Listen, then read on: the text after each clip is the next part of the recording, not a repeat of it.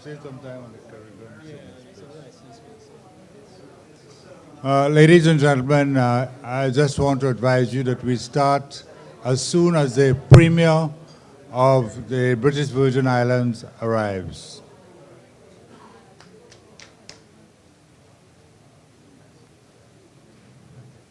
So I invite you to take your seats. He will be here momently.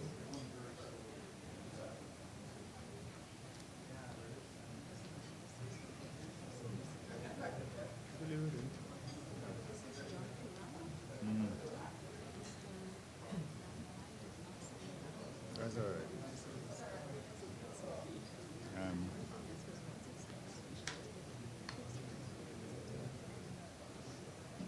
Is the Premier here? The Premier is here? You sure he's coming?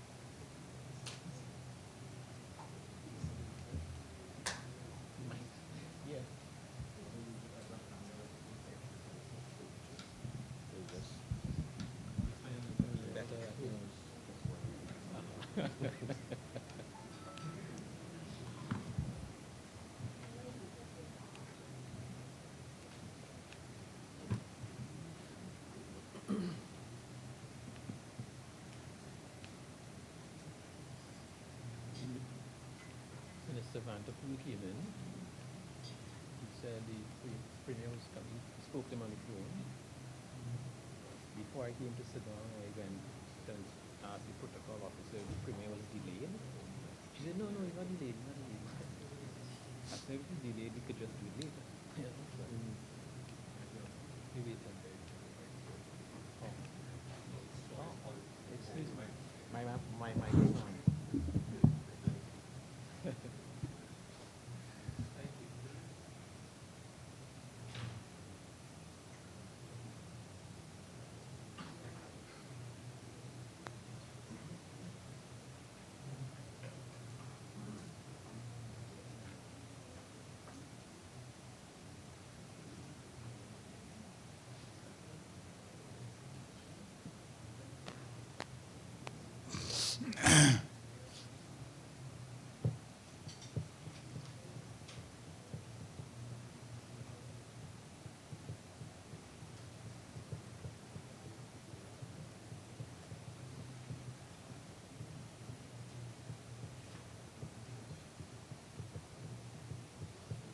Ladies and gentlemen, when the Premier enters the room, I'd like to ask you to stand.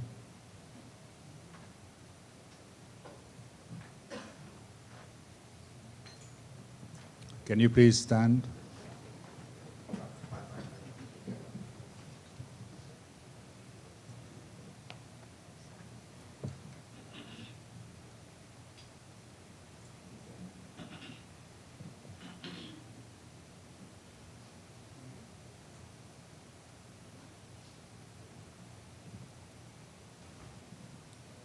Right.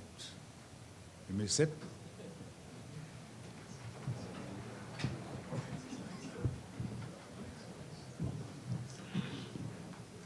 Dr. the Honorable D. Orlando Smith, OB and Premier of the British Virgin Islands, the Honorable Philip Paulwell, Minister of Science, Technology and Energy in the Government of Jamaica and President of the CTU, it is my distinct pleasure and honor to welcome you to this ceremony to witness the signing of a memorandum of understanding between the Caribbean Telecommunications Union and the Organization of Eastern Caribbean States.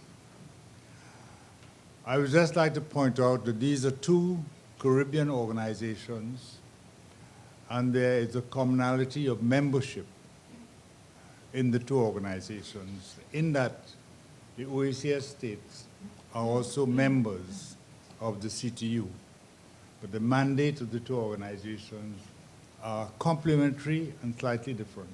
And therefore, it is an honor for us to enter into this joint memorandum of understanding to advance the development and the purposes of our common membership.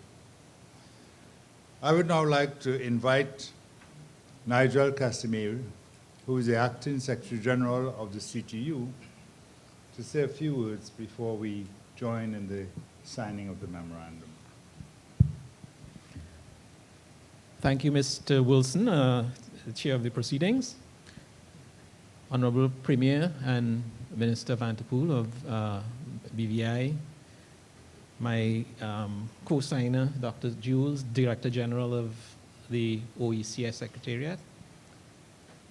As Mr. Wilson said, this MOU is an agreement between, and it's an agreement among family, because the OECS states are members of the CTU, and our objectives for social and economic development of the region are common, and also our vision in terms of the role of ICT, of ICTs and as you know, as a tool for that is also common. The CTU in the execution of its duties works in strategic partnerships, and we are very pleased to add the OECS to our list of formal partners by the signing of this MOU today. This MOU is basically a formalization of our expectations for our work together. And we have many recent examples already the CTU working with the OECS and its institutions like ECTEL and on projects that are of common interest, like spectrum management, like the CARSIP project and sponsored by the World Bank and so on. So essentially, all we are doing today is really formalizing our relationship in the form of this MOU, and we look forward to continued productive and cordial collaborations with the OECS and its institutions, and for the benefit of the stakeholders of the OECS. Thank you. Thank you very much, Nigel. I'd now like to ask Dr. Didicus Jews, the Director General of the OECS Secretariat, to add his comments before signing the document. Honorable Premier, Minister Vanterpool, Minister Paulwell, other ministers, colleagues, all. As Nigel indicated, this is moving an existing relationship to a new level. It is like moving from common law to formal marriage. Having known what each partner is capable of. What we are really seeking to do here is to bring into this existing relationship a stronger commitment for the convergence of capacity in the region. And earlier today, you would have heard my remarks in relation to the main presentation made. Because in the Caribbean, we have a lot of talent which exists in various silos and which often continues to work in silos. We need to converge our agendas, we need to converge our efforts, we need to converge our expertise, so that by working together to a common vision in close alignment, we can multiply the impact of the dollars spent and the effort expended. And this, in essence, is what the signing of this MOU will do. I can say that the OECS Commission is very excited to be part of this to be taking this higher road with this organization, because we are convinced that one of the key strategic objectives of the revised Treaty of Basel is the freedom of movement and growth of people, the free circulation of goods. This cannot be achieved without a strong ICT base. And we recognize that the freedom of movement is not just about people, goods, and services, but it is also about the freedom of movement of ideas. And the internet is that superhighway. It is that modality that can help us to move goods faster and more efficiently, to move people more securely, and to certainly create a whole new digital economy based on creative ideas. So we welcome this opportunity and we look forward to the fruits of this effort. Thank you very much. I'd now like to invite the parties to the MOU to sign and exchange documents. Can we have a photographer capture the event?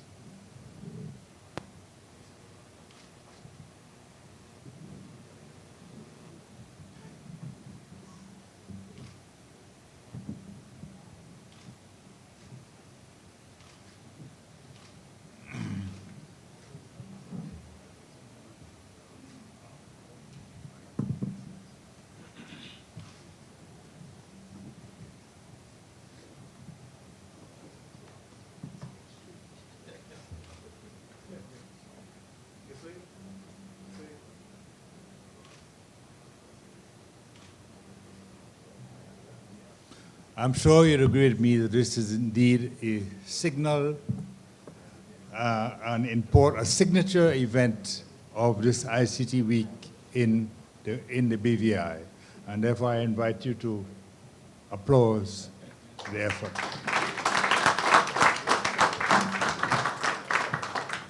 Yeah.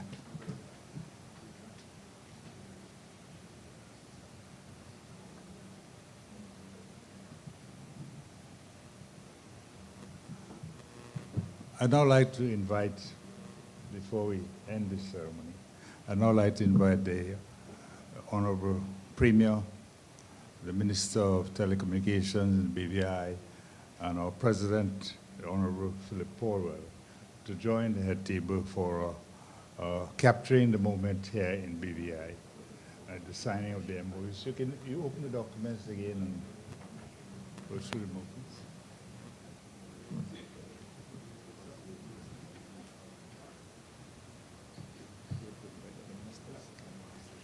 And the other ministers are there, yes? Minister Nicholas.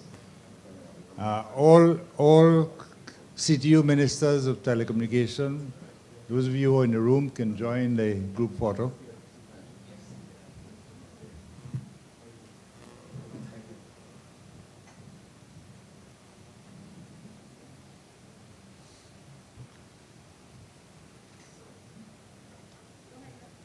Or those technical officers representing their minister. Everyone look this way.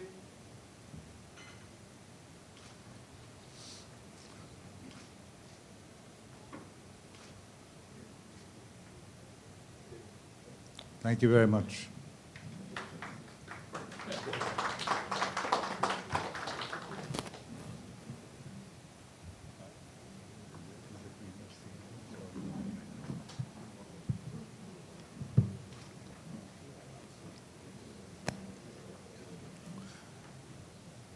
Thank you. Can you stand? The Premier is leaving.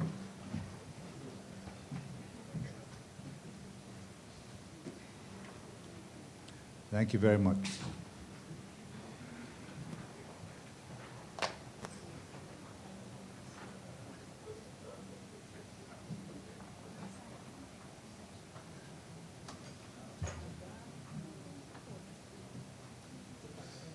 Right, ladies and gentlemen, we have to regain some time, and I'm going to ask your cooperation.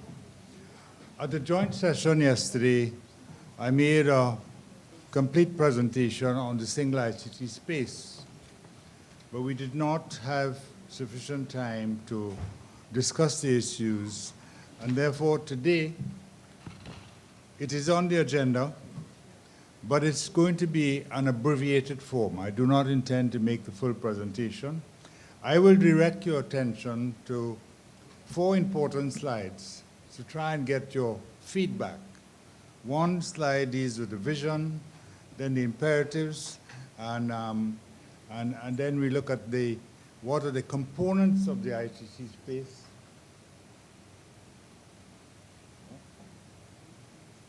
That's right. That's right.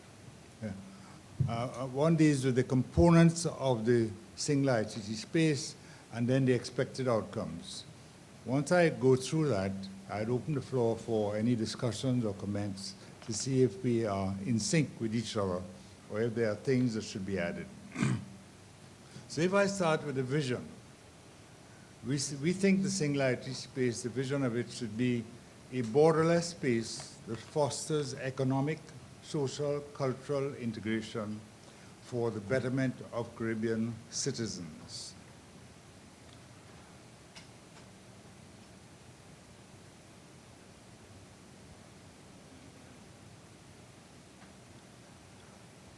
Now, what are the components of the CARICOM single ICT space? We think these are the important elements to facilitate the development of the space.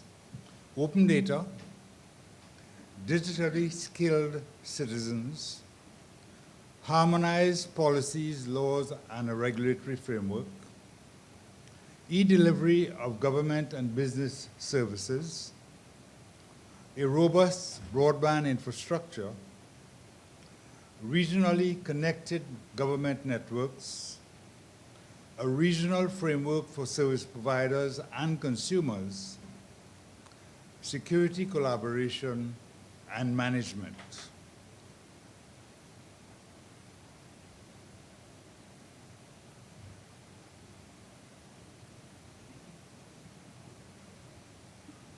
And since we have declared that the single ICT space is the digital layer of the CSME, we have to consider what are the imperatives of the— and those imperatives we've identified as being breaking down barriers to conducting online activities, harmonize contract laws, tax regimes, consumer protection, and copyright laws, to create conditions to facilitate the provisioning of ICT and telecommunication services across CARICOM states, to support the digitalization of every sector of the economy by promoting the free flow of data, the standardization of e-services, and the development of digital skills, the removal of unnecessary barriers among member states to allow for the free movement of goods,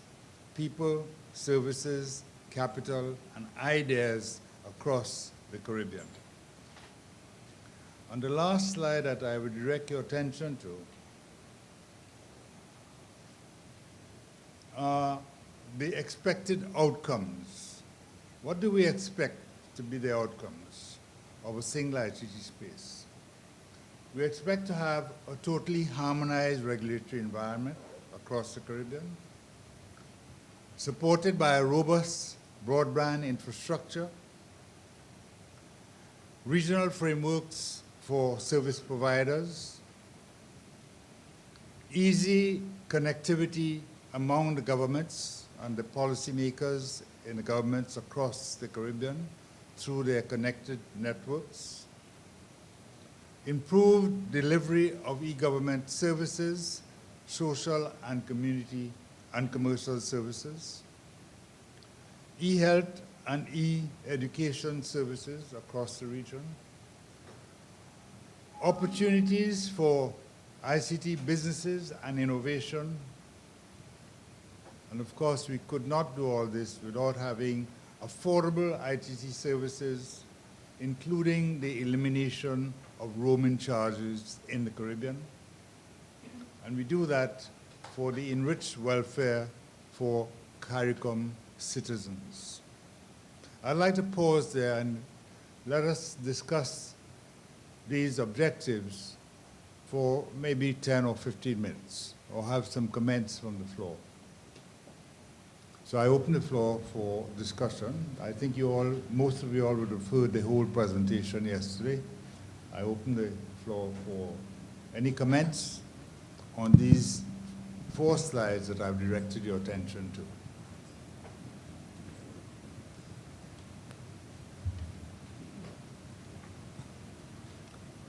Shall we start with the vision slide, which is slide 4?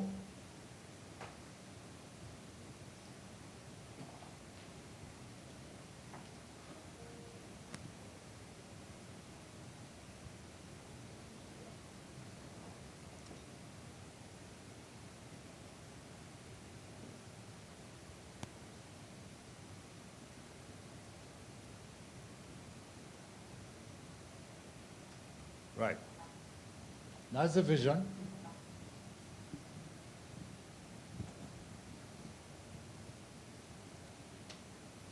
Is that an appropriate vision?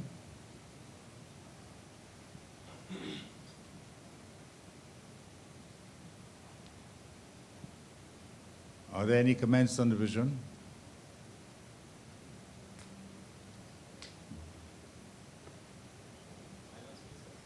Good. Can we move to slide 9?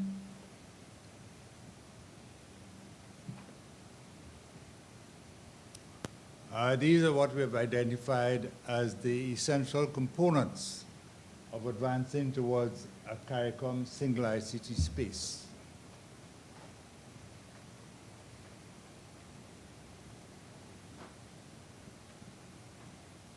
Any comments? Any views? Yes? Minister. Yes, Mr. Chair, I think I have been on the regional telecommunications ICT circuit now for approximately 15 months. And I think, to your credit, it is the first time that I've actually seen something tangible put around this concept of the single ICT space. It has been a bothersome topic for me because it has always been nebulous. Even recently at the Canto meeting in Miami, I indicated that it really was a nebulous concept. So the idea now that we actually can see some tangible goals that we should be working towards, it is something that is meaningful. I think there is a continuum. Several of our member states, several of our member organizations as states are on different spaces in respect of that continuum. So I think what can be fostered here at the CTU, it's a forum by which we can share experiences, share common practices and best practices, because we all are at different places. Insofar as the technology is concerned that is going to enable this, I think that there are still spaces for us to go in terms of some of the issues that we spoke about over the last few days, including roaming and broadband penetration and the right level of broadband and quality of service with broadband. Those issues are going to be with us as we go ahead. But I think the basic framework is there in terms of a technology platform. And I think some of the things that we're doing in terms of changing the whole education process and including things like coding from, you know, the K to 12 level are important building blocks. But I just wanted to say, insofar as governments are concerned and where my focus is at this point in time in Antigua, we have a civil service that is very much married to the civil service culture that we inherited from the British. And it is paper-driven. It is essentially, and of necessity, has to be bureaucratic. And people have been cultivated in that environment for 40 years. The head of the civil service, the establishment division, are made up of people who have been through the system for 40 years. So they regenerate themselves. And the whole idea of the cultural shift that we have to do to be able to transition the civil service into using ICT as the way of delivering government services, delivering, of working with each other and having workflows.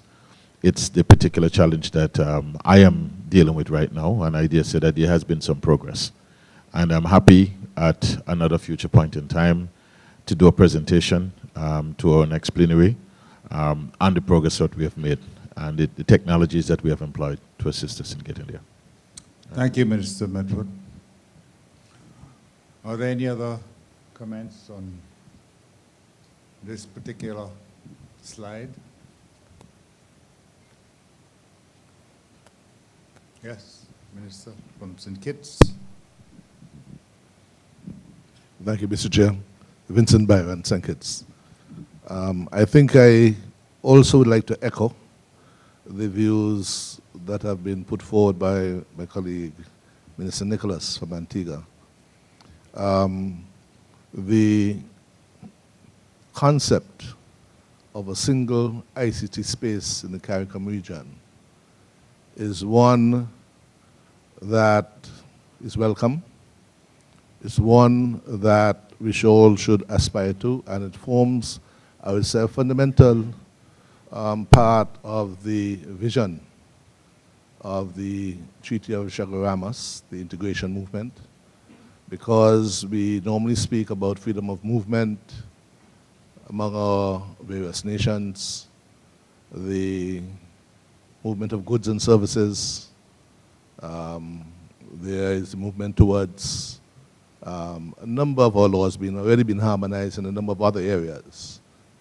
We are still pursuing, as it is, the goal of all our nations acceding to the CCJ. We're not there yet, but the concept of integrating, as it was, our ICT spaces into one is one that forms a basis for all of these other areas that the CARICOM has set out to do. For us in St. Kitts, which, like St. Kitts Nevis, which, like all other countries, there would be the requirement for us to have, at the national level, a buy-in an acceptance, an implementation of those various components that you have set out. We all seem to have the same issues. We all are at different levels of implementation. There's one particular area that I want to highlight that for me is going to be a particular challenge, and that's the question of the culture that has been embedded, as my colleague has said before, in relation to the public service, the public sector. How do we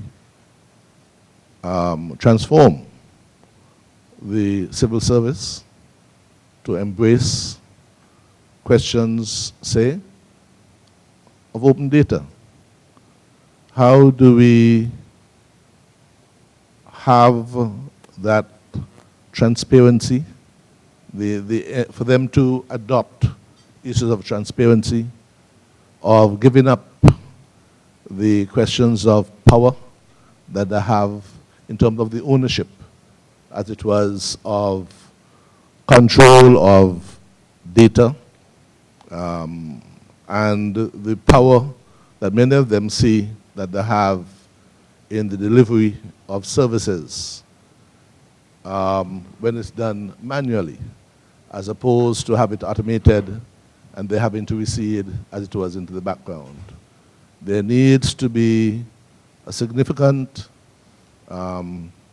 acculturation over time, change processes that need to be worked on significantly throughout all our states to be able to achieve the ultimate goal of having seamless integration in this area. And it's one area that I would want to see quite a bit of emphasis placed on as we move forward. Thank you very much. Thank you very much, the Minister from St. Kitts and Nevis. Yes, Ria.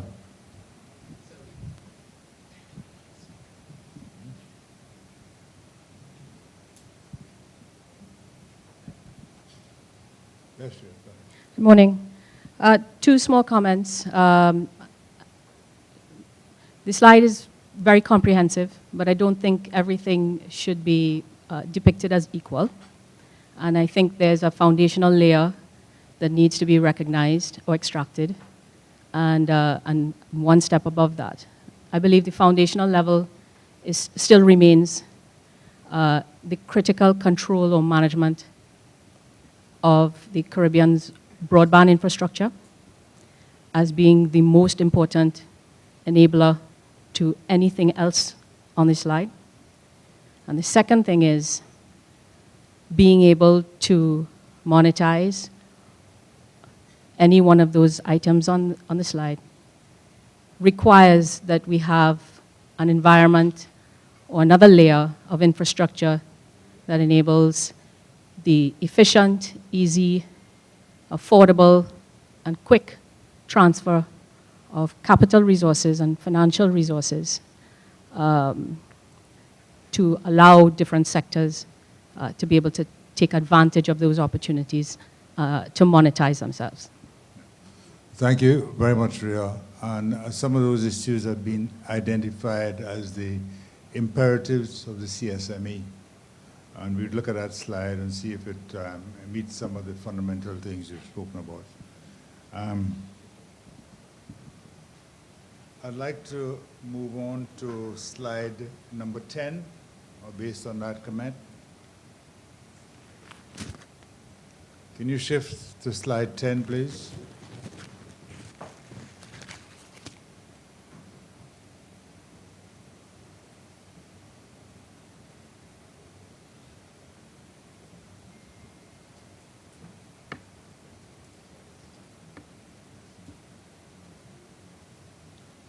Slide 10.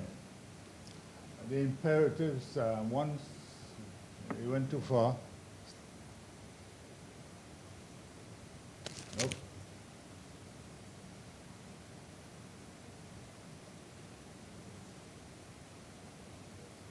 Right.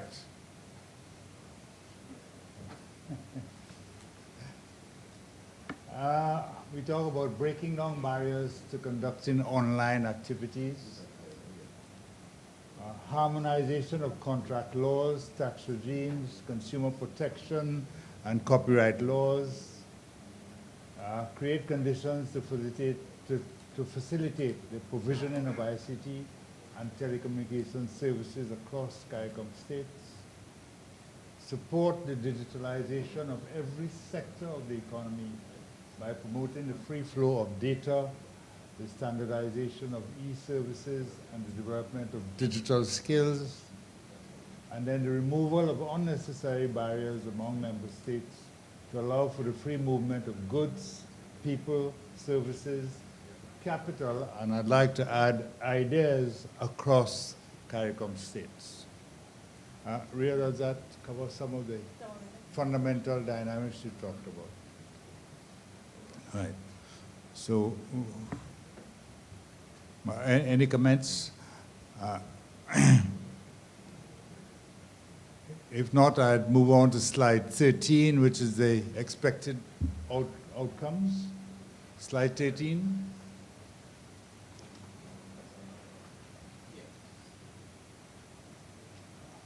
These are the expected outcomes, and I'm open to some of them being criticized or others being added. But we do have a starting point here of what are the expected outcomes.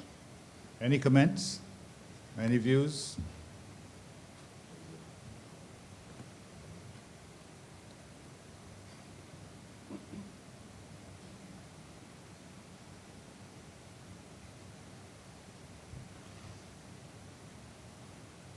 If not, I want to close to show how complex this activity is, because although the CTU has been appointed by the CARICOM Secretariat to be the lead organization in fleshing out the CARICOM single ICT space, it is really an activity that involves a number of players at different levels.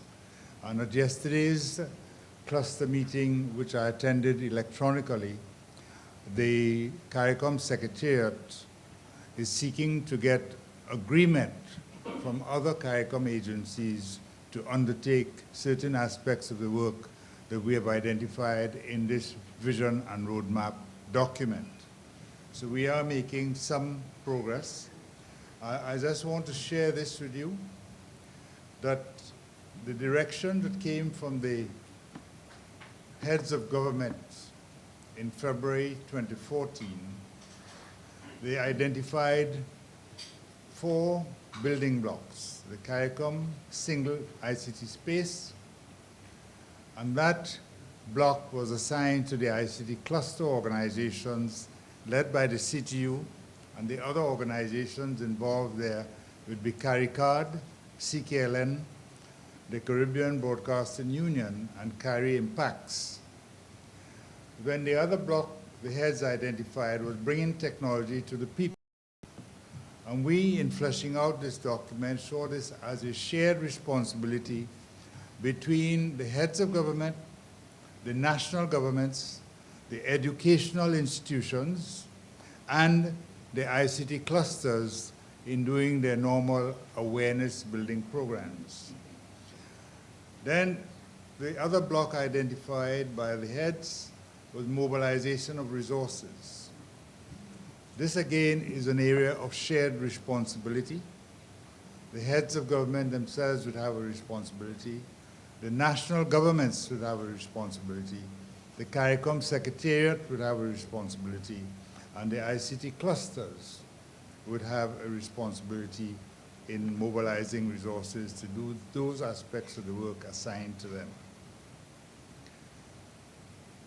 The next block was cybersecurity. Cybersecurity is another area of shared responsibilities led by CARI Impacts. The national governments would have a responsibility. The ICT clusters and the users of the technologies would have a responsibility. And then the final block was the CARICOM Digital Agenda for 2025, and that responsibility has been assigned to the CARICOM Secretariat.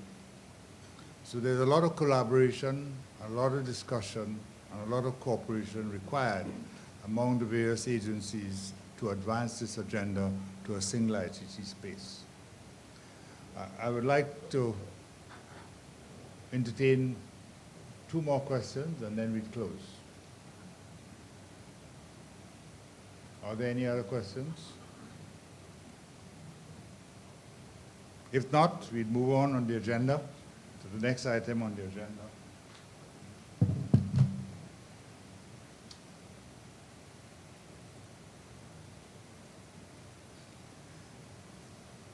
Here's a keynote address to be given by Mr. Devendra Ramnarayan, who is the Executive Director at Ernst & Young, responsible for government and public sector affairs.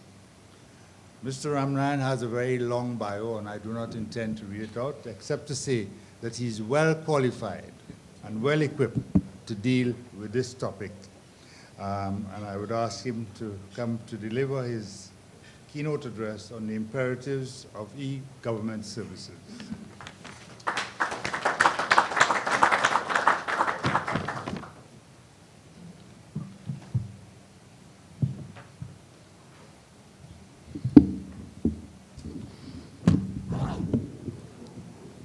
Take this out.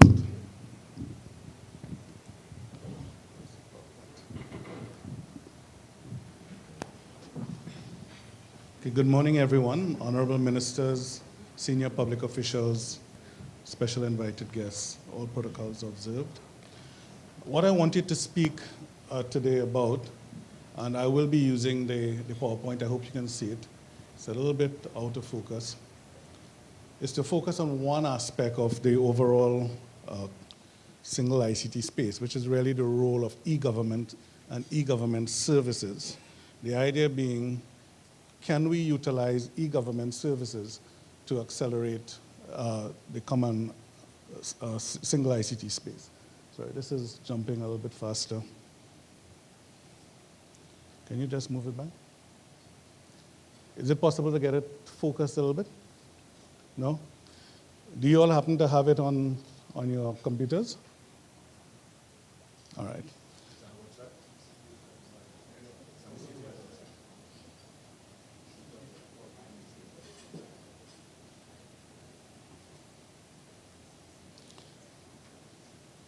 Okay, I'm going to have to ask you to forward it, yeah? Next slide. So what I'm going to talk about, and I'm going to try and keep it to the defined 40 minutes. I'm not going to read the slides. It wasn't the intention. But there are some slides that I wanted to go through in a little bit more detail, and I'll have to talk you through that. Basically, I'm going to just talk about what e-government is, very, very briefly, so that we have at least an agreed and a common understanding of what that is about. Chat a little bit about what it means for the single ICT space, chat a little bit about what our starting point is, and in some instances, in my view, it's better than we perhaps think. Talk a little bit about how e-government evolves and development framework for it, some critical success factors, and in a very general sense, a kind of a roadmap for moving forward with e-government services as a catalyst for the single ICT space. Also need my colleague there to okay, again, yeah, I'll just have to talk about it. But basically what we're talking about is using technology to transform the way government operates, using technology to transform the interactions between government and citizens. So it's not about computerizing. It's not about simply taking whatever you have and applying some technology about it. It's rethinking how we do things and rethinking it with a view to delighting our customers. We call our customers our citizens and businesses. We look a little bit at the Singapore model and how they define that interaction. The basic premise that we're making here is that if we are clever, if we are smart about how we implement e-government services, perhaps you can accelerate the single ICT space. If everything we do at an individual country level takes into account that that service can be shared throughout the Caribbean by every citizen, whether they're physically located in the Caribbean or North America or whatever, then perhaps you can accelerate that space.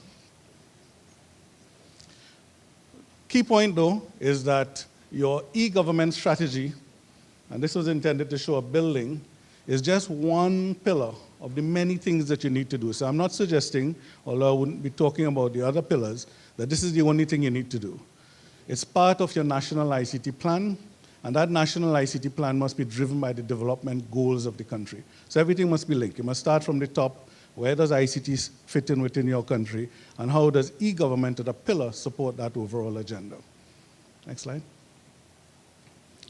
Again, ICT can strengthen your position globally. We talk about creating products out of the creative industries. You can sell it anywhere. Our customers are the world. Yeah? We can deal with economic development. We can enable the CSME. And we can enhance the way we deliver services, only though if we rethink the way that we offer e-government services. I wanted to put up this slide, and I'll read this particular one. This is a quote from DirectGov, which is the UK, and where they have reached. And this is the objective of digital government, of putting services online. Whether it can empower and make life simpler for citizens. Two keywords there. When we put in our e-government services, are we empowering the citizens? Are we making things simpler, or are we making it more complex? And at the same time, allow government to turn off other things. Can we put in our services in a way that other things that are not value added, other things that cost us a lot, we can turn off so that we can find a way to pay for the cost of putting in these services? A focus on vastly increasing the range, usage, and quality of online transactions. So we're starting to get into actually delivering service online, not just putting information. Digital services are now more agile, open, and cheaper. We talk about everybody having a mobile phone, everybody having a smartphone. Is that the way we want to go? And should services be delivered through the phone? To take advantage of these changes, and I think the minister alluded to this, government needs to move to a service culture, putting the needs of citizens ahead of those departments. So rather than thinking about I'm computerizing the ministry, I'm transforming the way the ministry delivers service to our customers who happen to be citizens and businesses. So I think that's a key target, and every time we think about e-services, this is what we think about it in the context. Okay, we already sort of went through this, so the talk is going to be geared around supporting the common ICT, single ICT space. Now, I'm not going to be able to read this. I was hoping you'd have it up on the screen. But this is a snapshot of where the Caribbean is at, as expressed in an indicator developed by UNDESA, the e-Government Development Index. And there are three components to it. And I'll just touch on the three components. The first has to do with the telecom infrastructure in the middle. And that's an aggregate index which talks about how much phones you have, how much mobile phones you have, how much broadband access, mobile broadband, etc. It talks there about the capability to connect people to something. Second is the human capital index, the capability of our people to use that connectivity to do something of value. And the third is the online service index, which has to do with what services do we have that they can actually use. So do we have the connectivity? Do we have the capability to use it when we are connected? And do we have something of value to connect to? And those three indicators combined in a single index gives us a snapshot of where we are. Next slide.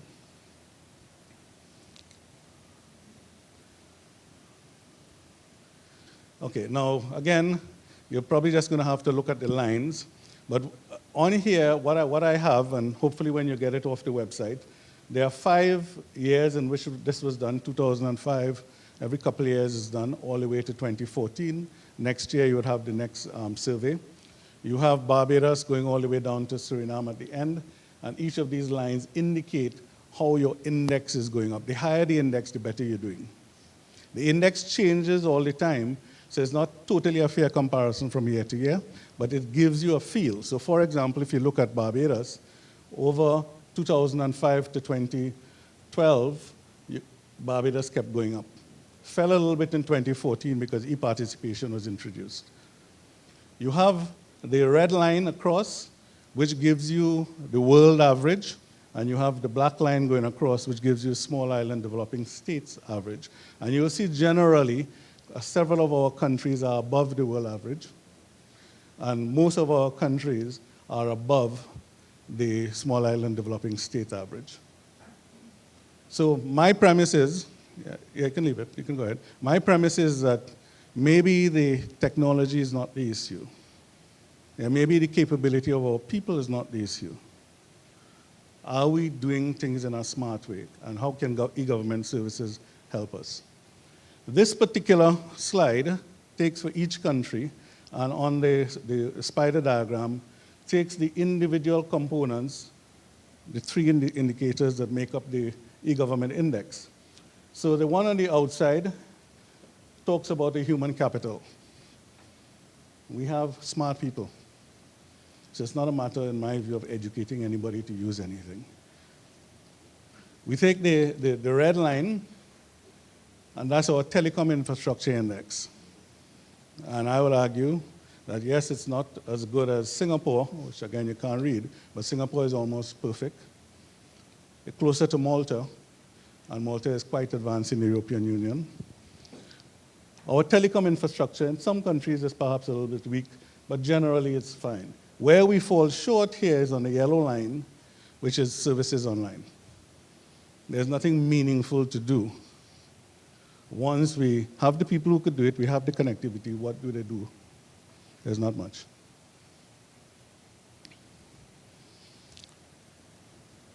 You can look at this one at your convenience, but you'd see that Barbados, Antigua, and Barbuda is actually in the high e-government development index.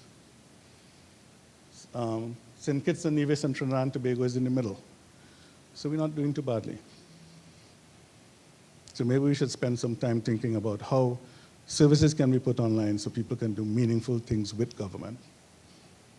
Next slide.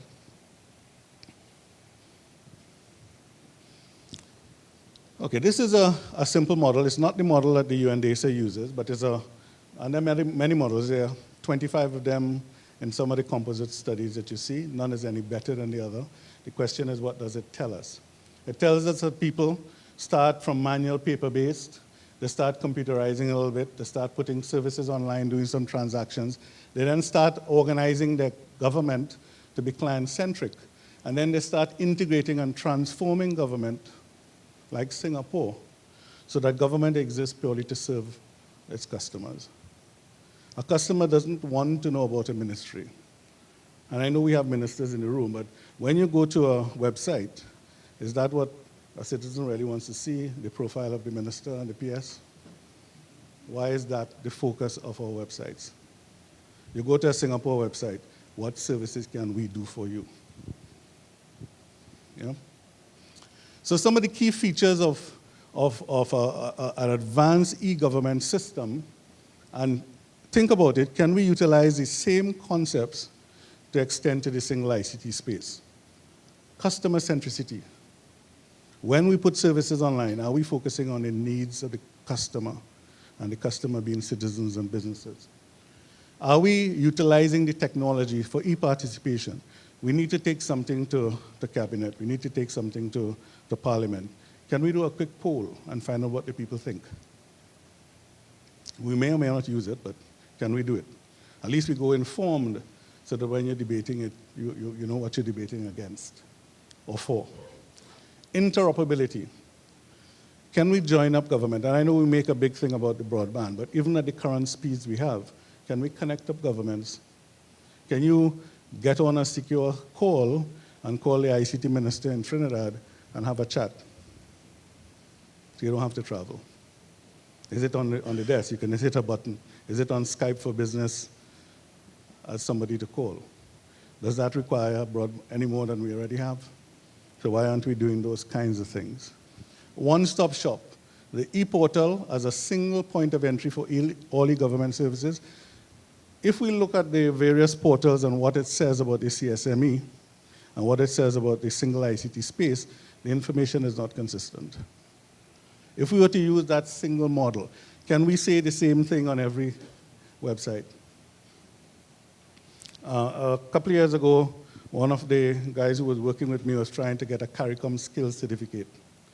And in going into, he was doing it for Barbados, he did everything in Barbados and he had to go and repeat it in Trinidad. None of the information was shared. He was the physical conduit to move stuff from one island to the next. Why can't you share the data? That's not very complex. It doesn't require huge cybersecurity strategies to share a file. Payments, well, I think we know about payments. Personalization, offering citizens the ability to personalize that portal to meet its needs, and that's where developed countries are going. And then multi-channel service delivery. And not every service can be delivered online. I think the number of services in the order between 200 or 300 is pretty well understood now. But you can offer it through the web portal, email, SMS, text messages, mobile portal, mobile apps, social media, public kiosks, public-private partnerships. Who says you have to do it on your own? Government of Singapore delivers a fair amount of services through the private sector. They allow them to advertise on their websites, which governments don't typically do, so they can generate revenue from their websites. And it pays for itself. Yeah? So if I look at the government of Singapore model, and again, they're very advanced. They've gone through many, many national ICT plans. And the public sector thinking is, what can I do better tomorrow for my citizens? Citizens don't have to complain in Singapore. I guess if you complain, you'll get in trouble. But you don't have to complain. Every morning you get up and ask yourself, what can I do better? They set targets every year, whether or not citizens complain. They push the targets up. 4 basic strategies. Increase the reach and richness of e-services. Can I do more? Can I do stuff for citizens that's deeper and more meaningful so that they want to come? Can I increase their wantingness, that's not a word, their willingness to actually come and participate and tell us their opinions? Yeah? Can I use technology to improve how the public servants feel about working in the public sector? Stuff is easier. They don't have to produce all the paper files. I remember the first time we put in a network in Trinidad, 2002, I think it was. Every time you send an email, you had to print it and put it in a folder. The file got fatter and fatter with emails. Can we make the work experience nicer? And then can we enhance national competitiveness? What do you want to produce? Delighted customers. Not just happy. They must be delighted. They must be shocked at how well things work. So this one I'll just touch on very briefly because I know you can't see it very well. But there are ways to develop your e-government plans. And the basic premise is when you're developing your e-government plan, take into account the single ICT space. And make sure that the things that you do there are consistent with your goal. And in here, we basically say, what is the demand? Go out and find out what the demand is. Find out what your supply, what do we do now? Where's the gap? And develop strategies to fill the gap. And underpinning this, when I'm delivering this service, can it be used elsewhere? If I have a citizen elsewhere, if I have a CARICOM citizen who needs to interact with me to apply for something, can they use that same service? So, okay, it's a little bit difficult for you to see some of these. But what I was trying to do here is that there are mechanisms, and when you get the presentation, in which you could assess your e-government plan against. Yeah? And within that defined set of outcomes, what do you want the e-government plan to do? You can ask yourself whether the initiatives that you're making will achieve those, and there are some performance indicators indicated in there. If you go to the next slide. And within that context, there are some very simple guidelines that you can use to help you prioritize your e-services. So you could simply say, how much time does it take a citizen, and how much does it cost for them to come to a government office? How long do they have to wait? If you're doing stuff in our motor vehicle office in Trinidad, You may have to pay somebody to jump the queue or to get this thing approved, so there's an incentive you have to pay. What is the cost of all of that? In fact, you could buy a license without ever having to sit a test. And that's well known. That's well known. That's not me saying things out of. It's well studied, and there's a huge project to try and fix it, right? So if that's the cost to the citizen, and how upset are they with actually having to take a complete day off to simply renew a driving license? If I change the color of my car, for example, I'm supposed to go in and announce it and pay. But if it's going to take me half a day, then I'm not going to do it. So I'm going to lose revenue. So from the agency's perspective, how much money am I losing if I start putting these services on? How do I generate additional income? How do I reduce the workload on my public officers so that they could spend time doing other things that are more value added? So you could actually build a business case for each e-government service that you have and then make a decision from a business perspective, not because you just like to do that service, but there's a real value in doing it to the citizens and to the agency developing it. You flip 2 slides. In the same context, you can take that framework and look at the slide that Selby put up on there as well, which talked about what the single ICT space is required to do, which is on this slide, and test, will this e-service further the agenda? And have that as a second level at which you prioritize. And then you focus on those services that both extends the single ICT space as well as improve your own e-government agenda.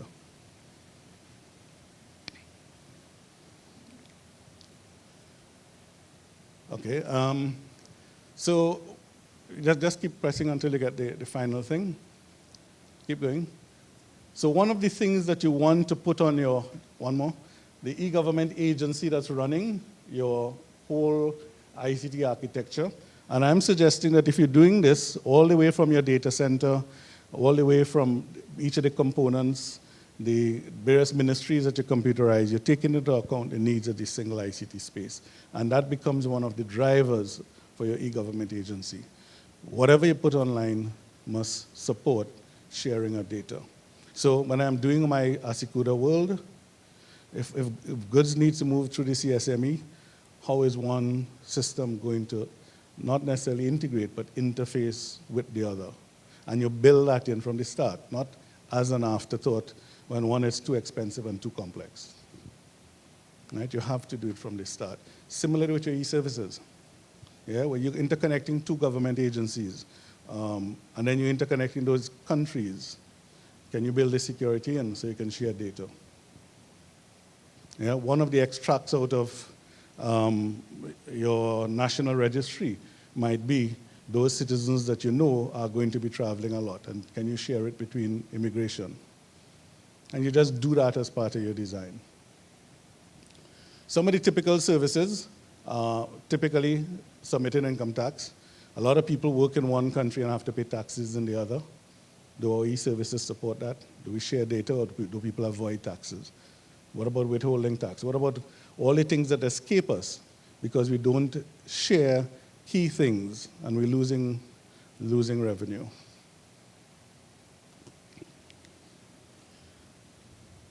Okay, this sort of summarizes what I was saying. An approach to selecting e-services. Firstly, connect up all your government networks. And at some level, start with perhaps, maybe you can have a single email address for this single ICT space. So people they can send email and think of themselves as one Caribbean rather than a country. I don't know if that will work, but that could be a reason for interconnecting networks. Yeah?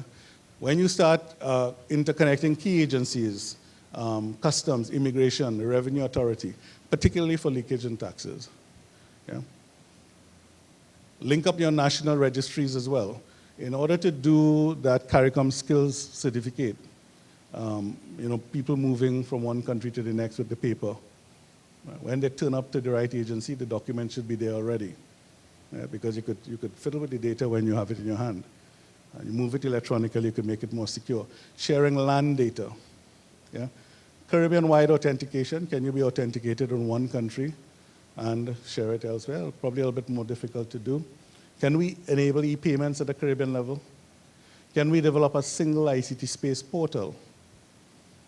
So that's services that countries agree they want to share. You don't have to deliver through the portal. The portal will direct you to the right place. But you come to one place and you can find whatever you need. Not very expensive. A couple things though I wanted to mention, and I always do this when I chat on this topic. All of these things sound easy, but they're not. They require very careful planning. The risk of failure is high if you don't do it well and if you don't put experienced people to manage it. And the discussion this morning focused on capacity in regulators, but you also have capacity issues in the e-government departments of government as well. And this diagram really shows you, coming in on budget, these are projects. The bigger the projects get, it's an European study, and this is cost overrun. Typically for a construction project, for a road or a bridge, you get about a 30 or 40% overrun on your project. Look at IT. The bigger it gets, it starts running into 500%. Yeah? And I'm actually working on a project now in another Caribbean island that is actually running the risk of doing that and trying to help it come back under control. So managing these projects very carefully is, you need to put some thought into that. The other thing, and this one I tend to be a little bit careful in saying it because it's a little bit negative, but it's not intended to be. There's a book written by some people out of New Zealand, and they worked on large IT projects in the New Zealand government. And their basic premise is that all e-government projects fail. They don't come in on time, on budget, at the required quality, and they don't satisfy or meet the requirements of the people who hired them to do it. And for 4 main reasons. And they call it dangerous enthusiasms, running off with this e-government agenda without planning and thinking it through properly. Now, I'm not suggesting over-planning and not doing anything and spending all your time planning, and this analysis paralysis that we often have in the public sector. I'm just saying that you need to plan and manage well. Idolizing of IT by public officers. The more we have, the better. I remember a PS telling me she went to school in Holland, and the PC she used in the university for her master's was old and antiquated, but it worked. It just worked well. We don't always have to have the latest and the greatest. We just have to use it wisely. Technophilia, in that we suddenly feel or somehow feel that we put in a new technology and it will solve the problem. The underlying change and transformation, which is the hardest thing, the culture shift. We don't focus on that. Let's just put in the technology. That's a big risk area. The belief that IT supplies in their products, and they're very convincing, they're very well trained, they sell you this idea, putting this technology, everything will be fine.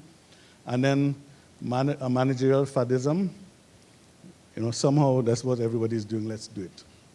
So what it says is, let's be a little bit careful, let's be a little bit pessimistic in that we don't underestimate what needs to be done and manage it well. That's the advice coming out of that book. I wanted to mention this as well. And this basically says that when we introduce technology, it impacts our service delivery model. So we are a government ministry and we're putting in IT. It's not about computerizing what you have now. Right? You need to rethink how you're going to deliver service. What is the balance between people coming in on the counter, people doing stuff on their phones, people coming in into the web portal, people getting data through social media. And then that, in effect, impacts the type of technology you use. It looks at the structure and accountability framework, because now with this technology, you're pushing accountability lower into the public service. It's not the PS, as the accounting officer, having everything now. Now you're devolving authority for decision-making to IT system and to people, and that requires transformation. Yeah? And all of this is fully integrated, and you must look at it holistically. And that's why, and it's a common mistake I see, the IT manager is not the person to be in charge of your e-government projects. This is a business thing. This is not technology. You want it at a higher level. Ultimately, the minister should be the one driving it. The PS should be the operating sponsor. Because if you don't get the changes done, you're not going to get to where you want to go. I want to just sort of conclude with a few steps. And again, not going to read it, you'll see it on this slide. And what it says is there is a way to create a roadmap for fast-tracking the implementation of e-government services in the context of a single ICT space. And it basically says, create a common ICT space-enabled e-government plan. So I think a colleague from the World Bank said that St. Lucia and St. Kitts developed some pieces of software. Why not reuse it? Why do you have to go and create something brand new? And if you have a common piece of software, you immediately have the mechanism to interface and share. Yeah? Why do you need to have one country replicate what the other? Can you operate it as a cloud service so that you develop centers of excellence? So software development is one area, running the data center is in another area, and then you're able to attract more people because it's a bigger data center. You can attract more people in, if you choose to do it in St. Kitts, for example, more software developers and create that community. There's enough work.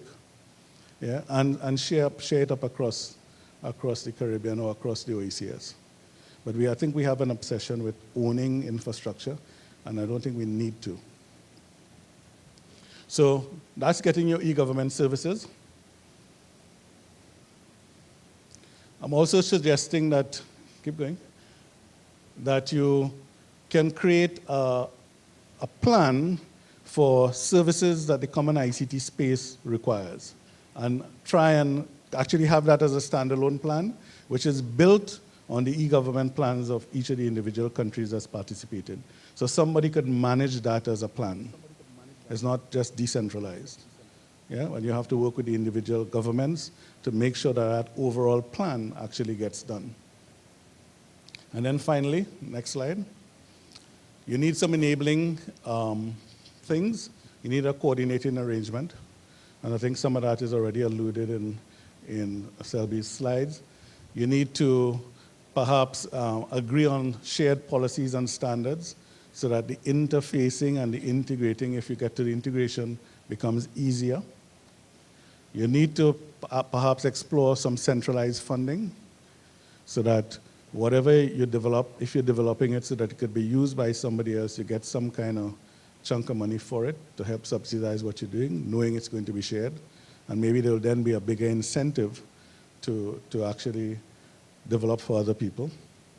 And then create a suite of shared service applications, and we already know that we have three or four of them. E-procurement, the multi-purpose ID, and taxes. So you have 3 of them already. 4 of them, sorry. What was the 4th?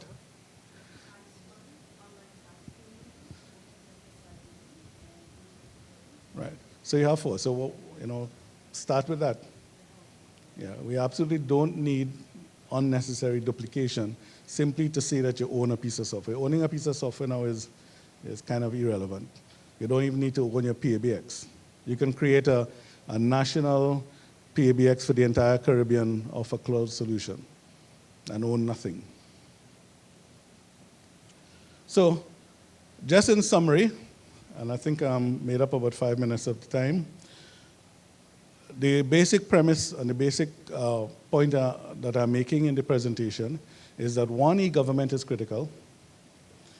E-government services is something that needs to be done, but it must be done wisely because there are lots of failures.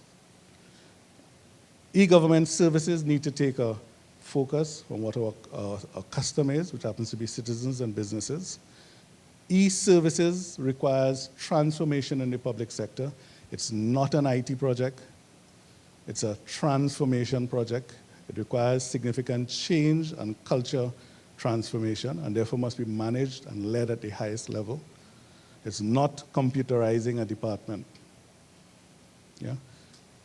And finally, if we are interested in this single ICT space, every e-service that we put in, if we put it in a way that is consistent with the overall goals and ambitions of the single ICT space, we can incrementally move that to reality. And we should therefore put a plan together that identifies all of the participating countries and what their e-government plans will do to move that overall agenda forward. It's doable. It's not that difficult. We don't have to wait on high-speed broadband connecting up the countries. I think we have enough. We don't have to overtrain our people. I think we have smart enough people. What we don't have is content. We don't have services. We don't have anything of value for people to go to. Thanks very much.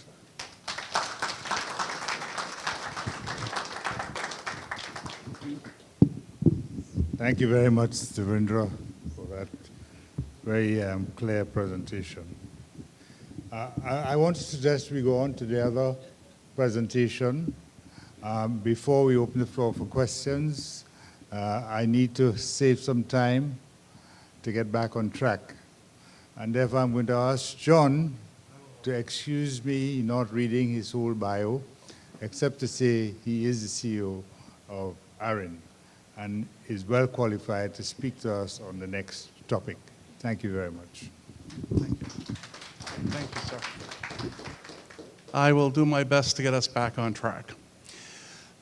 So I have a presentation. It's actually on the website. If you want to go to the CTU website for this seminar and go look, you'll see the link. But it's pretty easy and high level. What I'm going to talk about is directly relevant to the prior presentation. You're going to be investing in ICT services for government.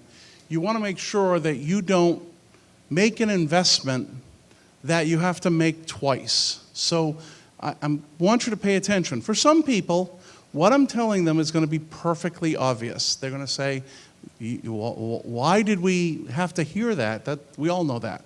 For others, it may be as if I suddenly told you, oh, you all can all breathe underwater. It will be somewhat of a surprise.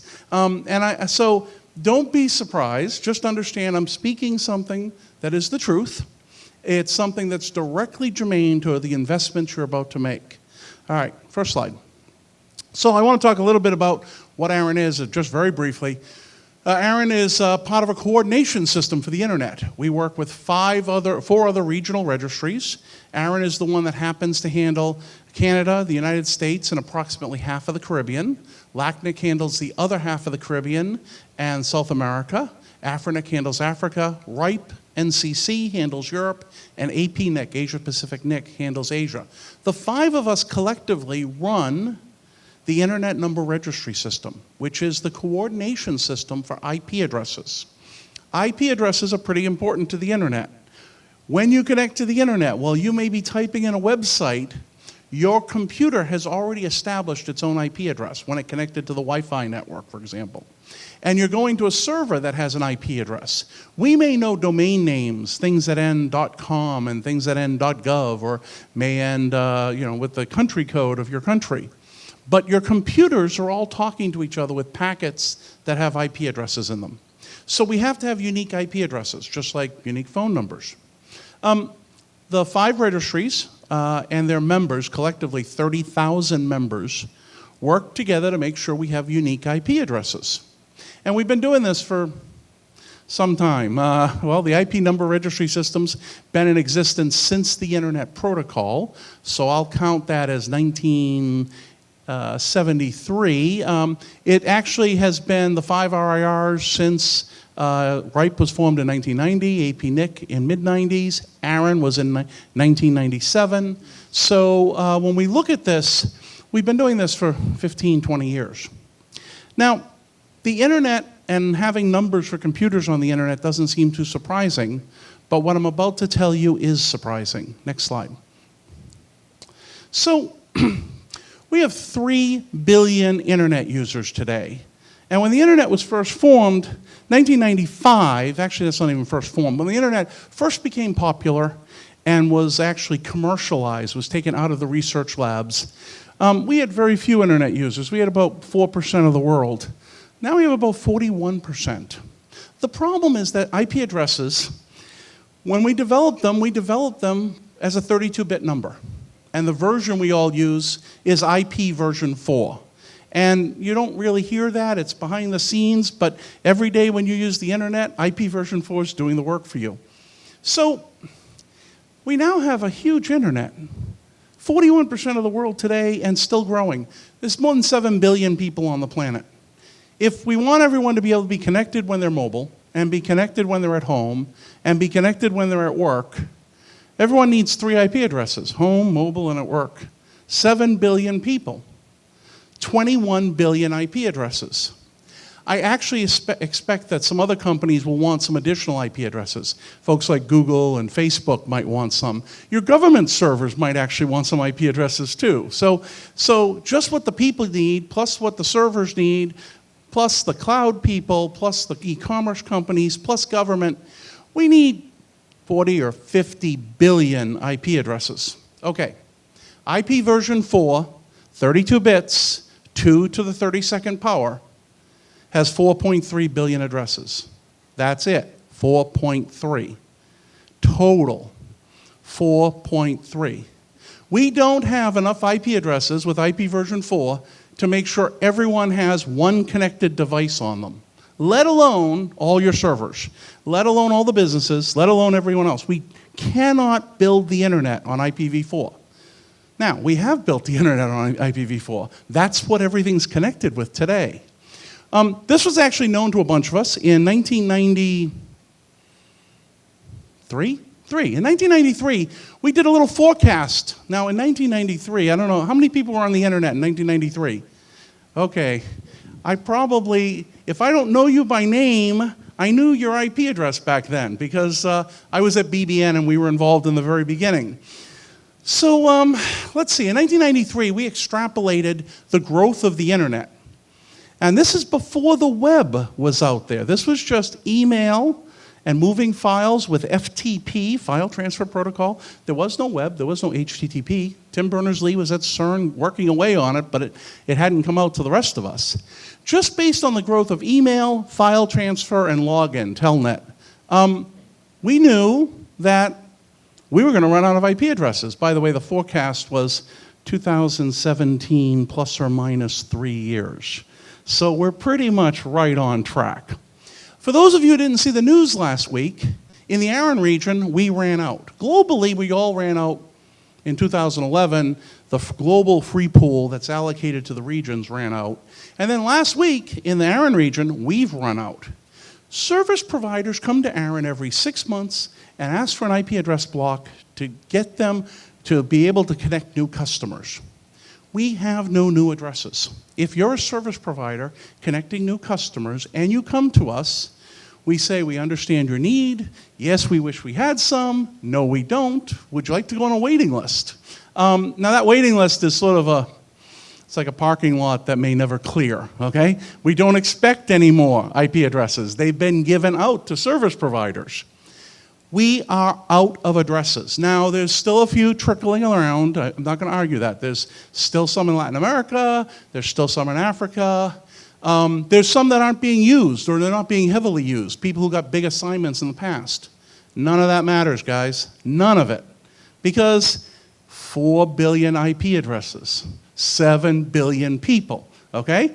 We can go find the leftovers in the 4 billion, but it doesn't change the end game. 4 billion IP addresses in IPv4, 7 billion people, mobile devices, home connections, work connections, corporate servers, cloud servers, your government servers. IPv4 will not build the internet we want to have. Next slide. So in 1993, a lot of us got together and said, wow, this IP internet thing is going to be big. And it was actually pretty big back then. It was small. You'd say it was very small, but back then we already knew it was a success story. We better build a new internet protocol, and we did. We built something called IP version 6. It's been an internet standard since 1998. It's been built into your laptops, your PCs, your smartphones since about 2001. If you have a server back at the office, it knows how to speak IP version 6. This thing is already deployed everywhere, just not turned on. Now, to turn it on, you don't need to do anything special. It is running over the same internet. So the same fibers, the same Wi-Fi, the same cables are running IP version 6. You don't need separate servers. You just need to have your server have 2 addresses, an IPv4 one and an IPv6 one. It's like you don't need to have a second mouth if you want to speak both English and French. You get to do it with the same mouth. You just need 2 configurations. Your interface to the network gets 2 configurations. Your ISP has to work with you on this and has to offer IPv6 services. Now, this is pretty hard for an ISP. I'm not going to make this smooth. For those of you who are internet service providers, if you haven't been planning for this, wow, you have an interesting adventure in front of you. I will tell you, in North America, the folks who are growing the fastest have been planning for this for some time, more than a decade, okay? It's important that you plan, that you have your service providers in this region plan, because you don't want to end up in a situation where you're left behind. Google has all of its servers on v4 and v6. Any Google servers you can get to with IPv4, you can get to with IPv6. The mobile operators, who are the biggest growing segment, have actually embraced IPv6 because they knew they have to add customers. No one wants to tell their boss, I'm sorry, we have to stop selling. We ran out of IP addresses. So some years ago, they all moved in North America to using IPv6.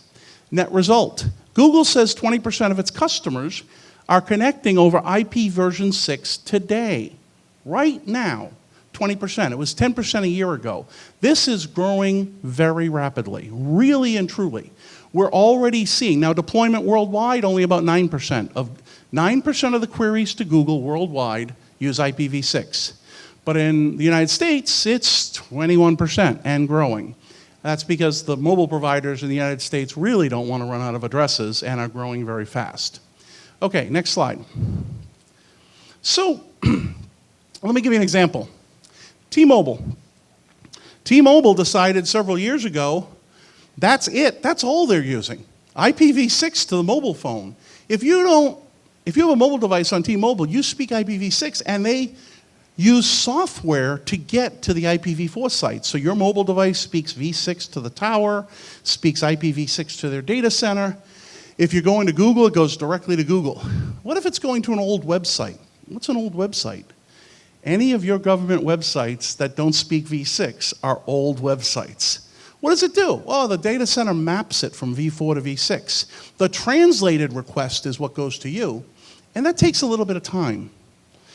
Facebook says v6 queries going directly end-to-end are 20% faster than queries that are coming over v4. Literally, your government website will run slower if you only have IPv4. That's something to remember. Mobile devices are out there and growing. Over 50% of the traffic on T-Mobile's network today is IP version 6. AT&T Wireless said the same thing. Half of their traffic is IPv6 and growing. Next slide. I got to highlight this. It's not just better performance. Sometimes you want to see where the customer's coming from. So you take the IP address and you look it up. If your website doesn't have an end-to-end connection because it doesn't speak v6, your connection is to T-Mobile or AT&T's data center. The customer could be on island. You won't see that. For you, he's in Miami because that's where they're doing the translation. Not only is the traffic going through a data center to get back here, but when you go to look up statistically who's accessing our website, you may see all of your users aren't in your economy. They're on another place because you actually don't have a direct connection. It is essential while you're building your ICT services that you connect them to both the IPv6 internet and the IPv4 internet. We actually have 2 sets of addresses. The same servers need both addresses. Otherwise, you're only connected to the old internet. Now imagine going through this whole thing, building out all these great services, they all work, you test them, they're all wonderful, and then you find out the world moves past you and you get to rebuild them a second time because you forgot to have v6 turned on. So that would be very cool. Imagine going out and asking for all the capital investment one more time. It's not that hard to build the services so they run on both, okay? Lots of companies do it. Aaron's websites, v4 and v6, Google, Facebook, Bing. It's actually very little work if you plan for it, and a big project if you don't that you have to go back and correct. Little like security. Pretty easy if you plan for it at the beginning, a nightmare if you have to go back and fix it afterwards. Please plan for V6 while you're doing it. If you plan for it, it actually happens naturally, meaning as people deploy things, they remember to include IPv6. Next slide. The US government, in 2011, the US government told every agency that their websites have to be V6 reachable in 2011. Now, the US government's a big place. By the way, there's 10,410 US government agency websites, which just, just think about the 10,400 public websites out there. The good news is more than half of them speak IPv6 today. More than half. They actually poll the top public ones of the ones that they test that are publicly reachable. Of the 2,800, NIST, the Institute of Standards, say 58% of them is reachable with IPv6. This is actually better than the top 1,000 commercial sites and the top 1,000 educational sites. So they're making progress just because they made it so, and these are the websites they don't have to redevelop afterwards because they did the planning. Sometimes it's important to just draw the line in the sand and say, this is what we're going to do. And when you make that dictate, then you don't find yourself being left behind technologically. Next slide. So, questions is now a panel time. My message is very simple before we get to the panel. I just want to say, you are doing a major investment. The internet runs 2 protocols. Make sure your investment runs both protocols on the public-facing internet. Thank you.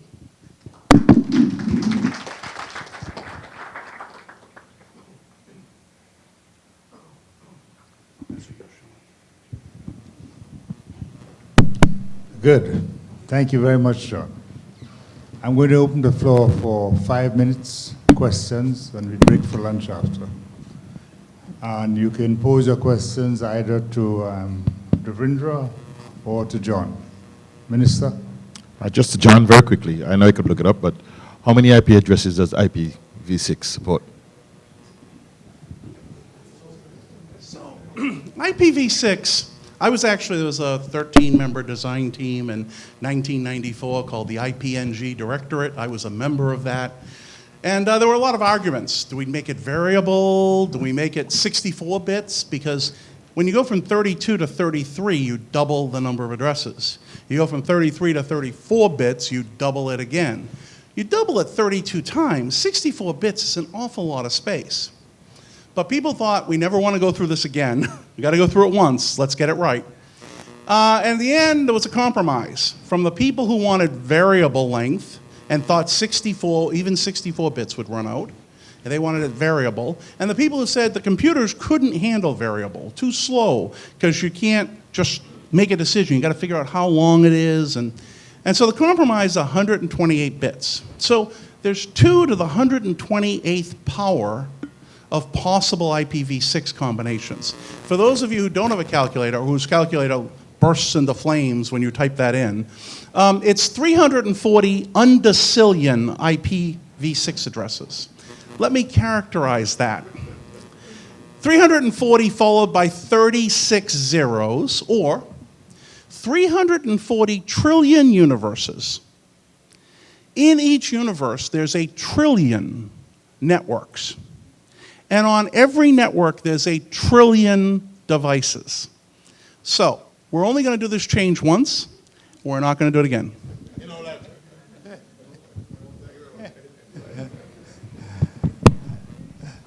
Any other questions?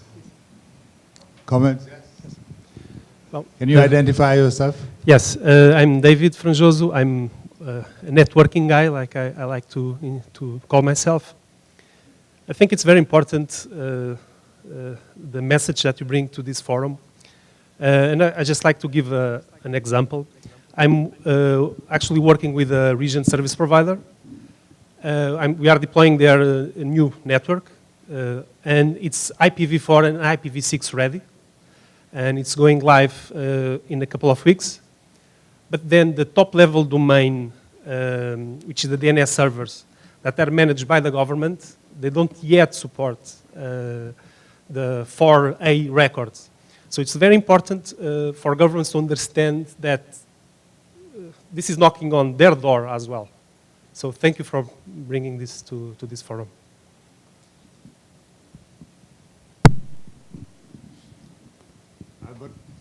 Albert Daniels, ICANN Senior Engagement Manager. That is a critical point because the issue of the country code top-level domains is one that sooner or later comes to the attention of Caribbean governments. And having your CCTLD be able to support the technologies like IPv6 and having an operator of that CCTLD, whether it be not-for-profit private, whether it's the government, whether it's an individual, whether it's a university, this is an important issue that governments need to give attention. So I'll be presenting later on today. I'm here. We can talk about that a little bit more.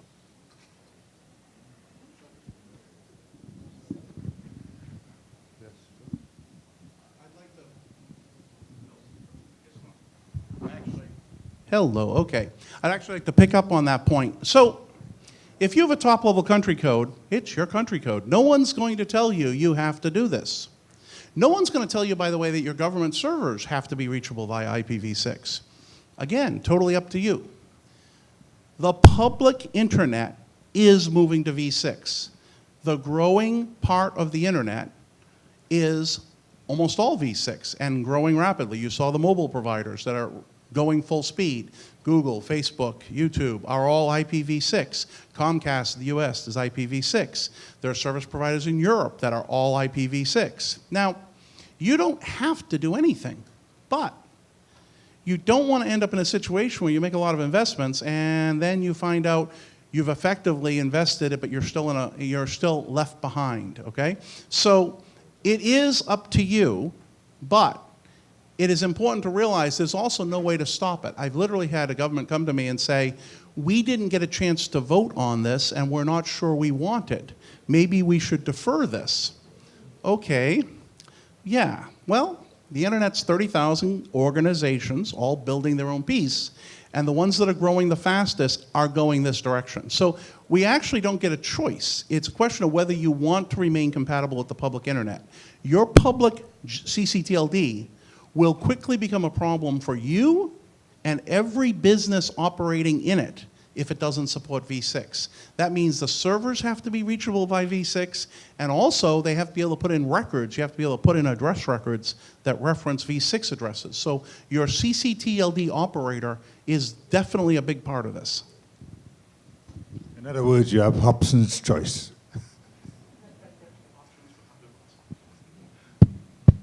But, Bevel? Thank you. Bevel Wooding, Packet Clearinghouse. I just want to make a point based on what John has said there. A number of the telecom providers in the region have been saying, and somewhat legitimately, that there's a lot of IPv4 still available and unused in the region. And they've been using that as a rationale for, in some cases, actually dissuading governments from taking the investment in IPv6 deployment.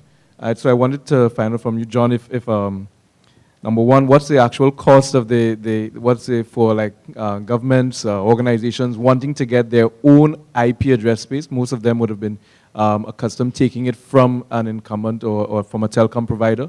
What's actually involved in that? And two, what else can be done on the side of those governments, but also those organizations that want to look out for future-proofing their networks in terms of moving toward IPv6. Sure.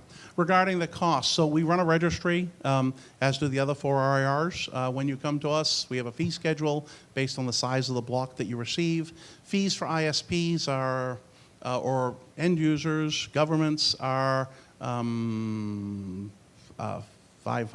end users, there's a one-time fee of between 500 and 4,000 or 5,000, and then there's a maintenance fee of about 100 a year. So you can get an IP address for just your government as an end user, much like a business would get or a university.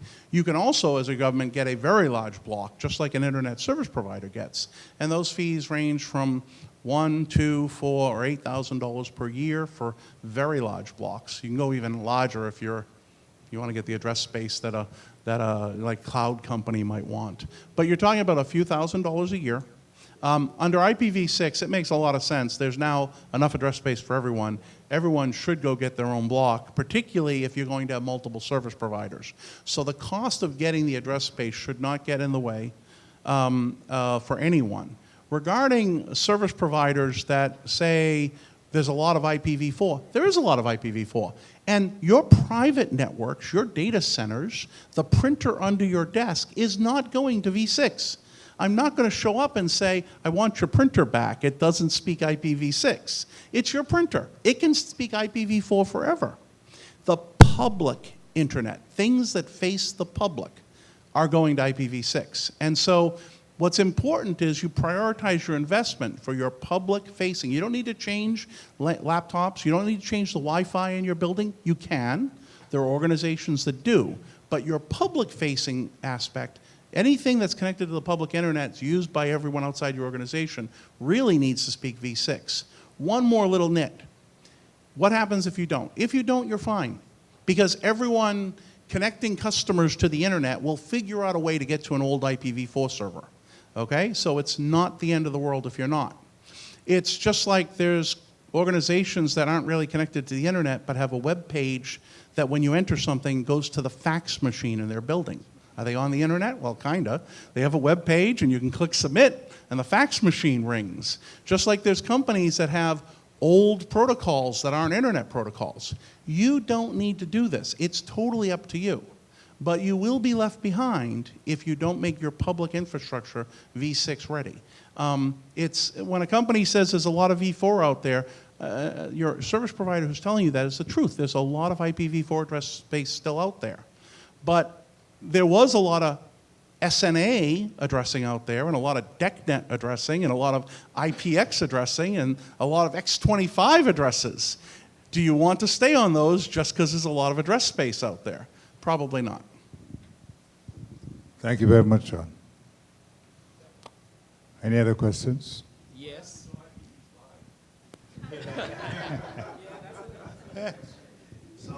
As it turns out, we had this IPNG, like next generation, as many people do at task forces, and we said we're working on the next generation, and we approved the IPNG standard. And we all expected that when we put it into the IANA, the organization that assigns addresses, what would come out the other side would be IPv5. Lo and behold, IPv4 is very old. Well, in the 80s, there was an experimental protocol that actually my BBN, my original home where I was the CTO, actually worked on a streaming protocol for video called IPv5 in the 80s. It never made it out of the lab, but the number was reserved. So we were all surprised when 15 years later we had the new internet protocol. It turns out v5 had been briefly used. Rather than reusing it, we skipped to v6. So yeah, turns out there was a reason. Nigel? Thank you. I have a question for Devendra in the point about e-government not being basically an IT project, being a transformation project, and he used the example of Singapore. And I was just wondering if in his experience there are any other examples he might have found that we could use as a reference, maybe not as great a reference as Singapore might be. But did you find any further examples that Caribbean countries can use for reference that might have been also closer to home? Yes, thanks, Nigel. Yes, I did. Malta is a good example that you perhaps may want to look at. Malta, and I had a chance to actually speak to the guy who created the ICT strategy. And what he said is that when he came up with the idea, and he was a fairly influential guy, he actually worked on the development of the national budget for the government of Malta, and he decided that this ICT thing will be the way to differentiate Malta within the European Union. And Malta has a phrase they like to use. They like to punch above their weight. And they wanted to accelerate into the EU. He said that he couldn't find a minister who would support him, so he cultivated one. It took him a couple of years in which he educated the minister and convinced the minister, and he got ministerial backing. Malta actually allocates a part of their national budget to IT expenditure. The They moved their IT department out and they become a sort of private sector company. And this would be going back about 10 years ago. And that company got all of the government's work for a period of time, and then they had to compete to get it if they did. The idea was that that company would not kill the ICT sector, but enable it by passing some of the e-government work out and controlling it. So they never got very big. They became a facilitator of the ICT sector. So their e-government agenda fit in within the national ICT policy, where ICT would be good for national development. So e-government couldn't kill the industry by trying to do it all themselves. So as a model, small island state had a very big success in moving up to number 3 in the EU about 5 years ago for e-government services. So yes. Thank you very much, Sabrina. We have 2 minutes to lunch. Any other questions? If not, we break for lunch, and I'd urge you to be back in the room at 1:30. Thank you very much.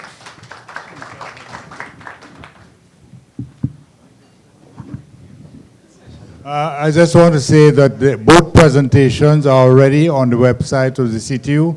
So if you need to see them, you can go to the website and you have both presentations there. I also want to take the opportunity to thank our sponsors, Huawei, Lime, CCT, and Digicel for facilitating this meeting. Thank you very much.